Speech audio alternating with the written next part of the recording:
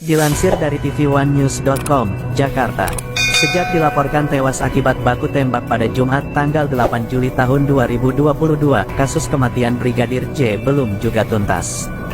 Meski tengah menunggu hasil autopsi ulang, Kapolri Jenderal Listio Sigit Prabowo dikabarkan memberi tenggat waktu kepada penyidik Bareskrim Polri untuk menuntaskan perkara yang menyangkut nama baik institusi Polri ini. Sumber dari FIFA menyebut batas waktu yang diberikan Kapolri kepada penyidik adalah sebelum perayaan Hari Kemerdekaan Republik Indonesia, HKRI, pada tanggal 17 Agustus tahun 2022. Artinya penyidik masih memiliki waktu selama 2 pekan ke depan. Apabila tidak juga menunjukkan hasil yang signifikan, Kapolri tidak segan untuk memutasi para penyidik kasus Brigadir J. Saat dikonfirmasi terkait kebenaran kabar tersebut, Kepala Divisi Humas Polri Irjen Dedi Prasetyo menjawab dengan singkat. Ia yakin tim penyidik bisa memenuhi target yang ditetapkan Kapolri untuk mengungkap tuntas kasus Brigadir J. Secepatnya nanti tim akan sampaikan, ungkap Dedi pada Senin, tanggal 1 Agustus tahun 2022. Langkah tegas Kapolri itu disinyalir merespons perintah tegas dari Presiden Joko Widodo, Jokowi, yang meminta agar kasus kematian Brigadir J dapat segera terungkap secara terang benderang.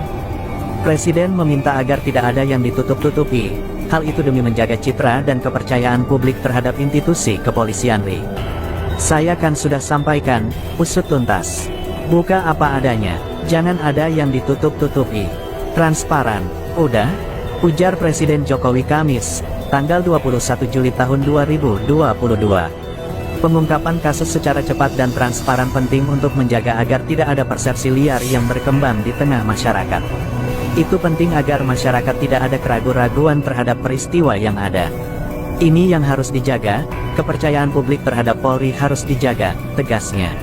Pengacara keluarga Brigadir J Kamarudin Simanjuntak mengungkapkan temuan baru hasil autopsi ulang pada jasad Brigadir J. Berdasarkan catatan dokter perwakilan keluarga, Kamarudin menyebut bahwa otak dari Brigadir J tidak ditemukan di dalam kepala. Selain itu terlihat pula, bekas tembakan pada bagian belakang kepala yang tembus hingga ke hidung. Berdasarkan hasil autopsi yang kedua, kita menempatkan 2 orang tenaga kesehatan, 1 dokter, Martin Aritonang, 1 lagi magister kesehatan, Herlina Lubis, untuk mewakili keluarga dan atau penasehat hukum. Jadi apa yang mereka catat itu sudah hasil kerjasama dengan dokter-dokter forensik, misalnya dibuka kepala gitu ya, pertama tidak ditemukan otaknya. Yang ditemukan adalah ada semacam retak 6 di dalam kepala itu, ungkap Kamarudin dalam akun YouTube Refly Harun yang diunggah pada Jumat, tanggal 29 Juli tahun 2022. Berikutnya tim dokter keluarga bersama para dokter forensik memeriksa bagian belakang kepala Brigadir J. Ternyata ditemukan bekas luka yang di lem, saat lem itu dibuka terdapat lubang. Lubangnya di sonde itu ditusuk pakai seperti sumbit itu ada alatnya di sonde ke arah mata, mentok. Tapi begitu disonde ke arah hidung ternyata tembus ya. Itulah mengapa adanya jahitan yang sebelumnya difoto ketika berulang kali saya berikan kepada media itu bekas lubang peluru yang ditembak dari belakang kepala dengan posisi agak tegak lurus gitu, beber Kamarudin. Berdasarkan temuan tersebut, Kamarudin menilai pernyataan kepolisian soal peristiwa tembak-menembak yang menewaskan Brigadir J dengan demikian terbantahkan. Sebab bila dikatakan tembak-menembak tentu keduanya saling berhadapan dan tidak mungkin ditemukan luka di bagian belakang kepala. Inilah salah satu bukti yang membantah penjelasan Karopenmas Polri bahwa tewasnya Brigadir J akibat tembak-menembak dari atas ke bawah. Kalau tembak-menembak itu kan saling berhadapan. Jadi artinya tembakan itu tegak lurus dari belakang ke hidung. Makanya waktu itu hidungnya ada jahitan, tegasnya. Kamarudin memastikan apa yang menjadi temuan dari hasil autopsi ulang itu telah dicatat dalam bentuk akta notaris untuk mengamankan kebenaran fakta. Ini dokter yang menyatakan, jadi dokter forensik bersama-sama dengan dokter yang mewakili kita, ya jadi mereka menceritakan ini ditembak dari belakang, katanya. Pengacara istri Verdi Sambo geram kliennya, tak dianggap korban, beruntung ada Badara E yang menyelamatkan di sisi lain.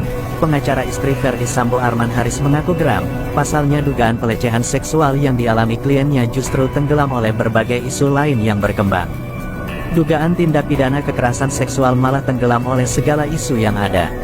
Padahal, negara yang kita cintai ini menganut asas kemanusiaan yang adil dan beradab, ungkap Arman, Minggu, tanggal 31 Juli tahun 2022. Menurutnya, Keberpihakan terhadap perempuan sebagai kelompok rentan seharusnya dikedepankan. Apalagi, Putri Chandrawati dalam hal ini telah menjadi korban pelecehan seksual. Beruntung nyawa istri Jenderal Bintang 2 itu masih bisa diselamatkan oleh Baradae. Syukur alhamdulillah klien kami selamat karena ada Brigadir Red Baradae yang menyelamatkan, sehingga nyawa dan keselamatannya masih bisa dijaga, ucapnya. Arman menyebut apabila di kemudian hari dugaan pelecehan seksual itu terbukti benar maka yang menjadi korban tidak hanya Putri Chandrawati, tetapi juga Ferdy Sambo sebagai seorang suami. Masa depan anak-anak mereka juga akan terganggu dengan adanya kasus ini. Demikian pula orang tua dan keluarga besar Baradae serta institusi Polri. Kami berharap perkara ini akan dibuka dengan seterang-terangnya dan sejelas-jelasnya, tutupnya, Amr. Terima kasih telah menonton video kami. Jangan lupa subscribe channel kami, like, share, and comment serta nyalakan lonceng pemberitahuannya agar teman-teman tidak ketinggalan informasi.